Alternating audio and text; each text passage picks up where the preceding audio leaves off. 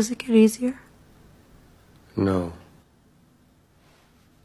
Ano ang gagawin ng isang misis kung iiwan siya ni Mr. mag-isa sa hotel sa loob ng isang linggo? Hello at welcome back sa ating channel. Ito ang storya ng pelikula noong 2003 na pinamagatang Lost in Translation. Sana ay mag-enjoy kayo sa panonood at huwag kalimutang mag-like and subscribe sa ating channel. Ang 55 taong gulang na aktor na si Bob ay tila nakakaranas ng midlife crisis. Siya ay nasa Tokyo para sa isang commercial shoot ng Japanese whiskey brand. Pagdating sa hotel ay sinalubong siya ng Japanese crew na makakatrabaho niya mamaya. Isang staff ng hotel ang nagbigay sa kanya ng fax message mula sa kanyang asawa kung saan pinaalam nito na kaarawan ngayon ng kanilang anak.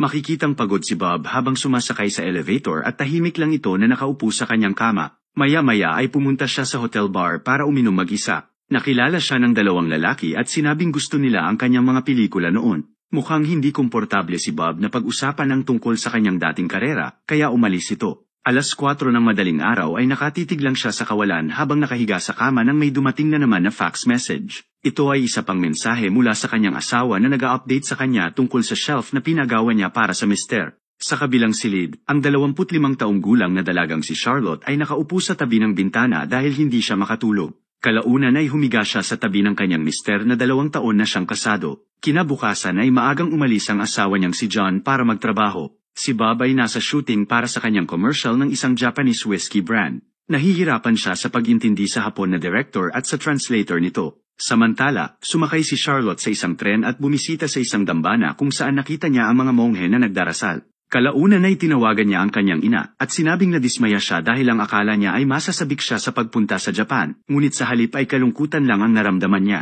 Nagsimula na ring magbago ang mister niya na parang hindi na niya ito kilala. Tila walang pakialam ang nanay ni Charlotte at abala ito sa ibang bagay.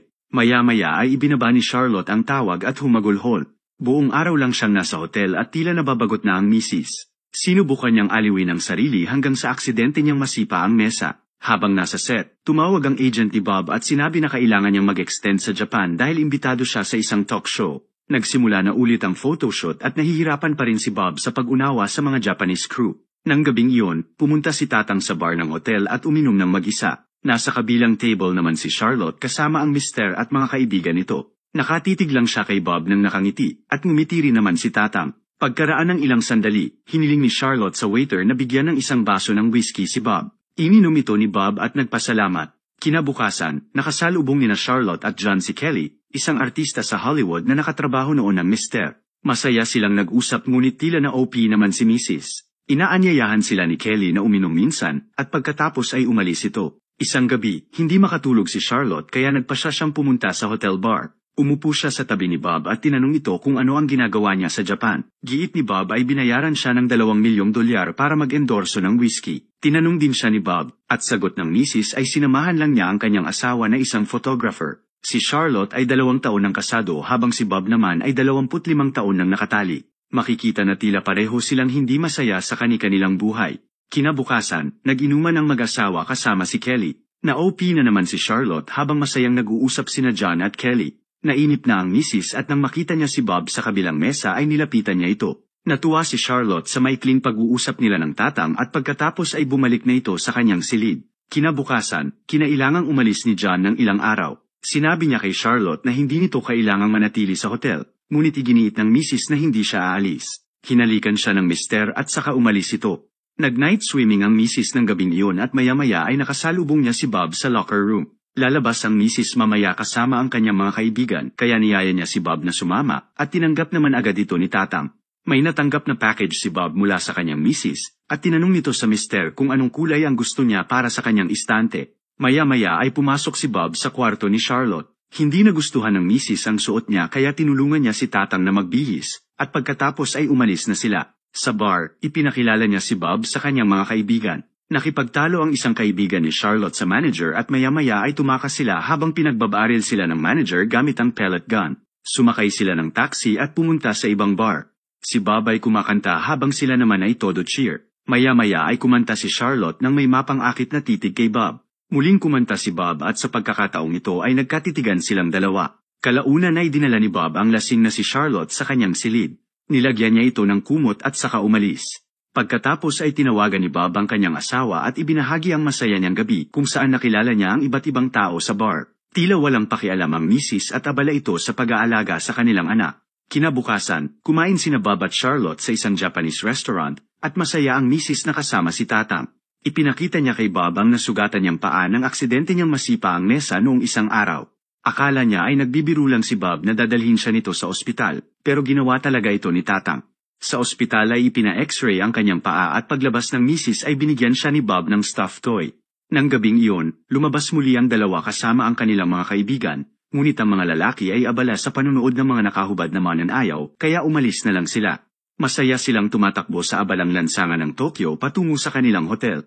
Hindi makatulog si Charlotte at pagbangon niya ay nakita niya ang sulat mula kay Bob na tinatanong kung gising pa siya. Pumunta siya sa kwarto ni Tatang kung saan sila ay nag-inuman habang nanonood ng TV. Maya-maya pa ay nakahiga na sila sa kama habang nag-uusap. Feeling ni Charlotte ay walang direksyon ang kanyang buhay dahil hindi siya magaling sa anumang bagay. Giit ni Bob ay matutuklasan din niya ito. Tinanong naman ni Charlotte kung nagiging mas madali ba ang buhay mag-asawa habang tumatagal, at sagot ni Bob ay masaya ito nung una ngunit kalaunan ay lumalamyanan nang magkaroon na sila ng mga anak. Kinabukasan, sumakay ng tren si Charlotte at naglakbay patungong Kyoto. Samantala, lumabas si Bob sa isang nakakatawang talk show kung saan tila hindi siya naaaliw. Nang maglaon ay pinanood niya ito sa TV at nadismaya siya na makita kung paano siya naging isang katawa-tawang celebrity. Pumunta siya sa bar at uminom mag-isa. Umupo sa tabi niya ang jazz singer, at kinabukasan ay makikitang may nangyari sa kanila kagabi. Maya-maya ay kumatok si Charlotte at nalaman niyang may kasamang babae si Tatang. Umalis ang misis na dismayado. Sabay silang nag-lunch at masama pa rin ang loob ni Charlotte habang tinatanong ang tungkol sa babae na kasama niya sa kwarto, pero si Bob, tahimik lang. Nang gabing iyon, nagising si Charlotte dahil sa isang fire alarm. Sa labas ay nilapitan siya ni Bob at sinabing aalis na siya bukas. Giit ng misis ay mamimiss niya ito. Pagkatapos ay pumunta sila sa hotel bar sa huling pagkakataon. Sinabi ni Bob na hindi niya gustong umalis, at sinabihan siya ni Charlotte na manatili kasama niya. Hindi alam ni Bob ang isasagot at nagkatitigan lang sila. Sa elevator, mabilis silang naghalikan para mag-good night. Bago umalis sa hotel, tinawagan ni Bob si Charlotte at hiningi ang kanyang jacket. Mukhang magdamag nga talagang magkasama ang dalawa dahil naka-jacket pa si Bob sa elevator kagabi. Nang maglaon ay nilapitan ni Charlotte si Bob, binigay ang kanyang jacket, at nagpaalam. Malungkot ang kuya niyo habang pinapanood ang misis na umalis. Habang nasa sasakyan ay nakita niya si Charlotte at agad niya itong hinabol. Niyakap niya ang misis habang may ibinubulong, at sagot ni Charlotte ay okay. Pagkatapos ay mapusok silang naghalikan at nagpaalam sa isa't isa. Sa pagkakataong ito ay iniwan nila ang isa't isa na masaya at nakangiti. Salamat sa panonood. Huwag kalimutan i-like at mag-subscribe na rin sa ating channel. Para maging updated sa mga bagong recaps, hampasin mo lang ang notification bell.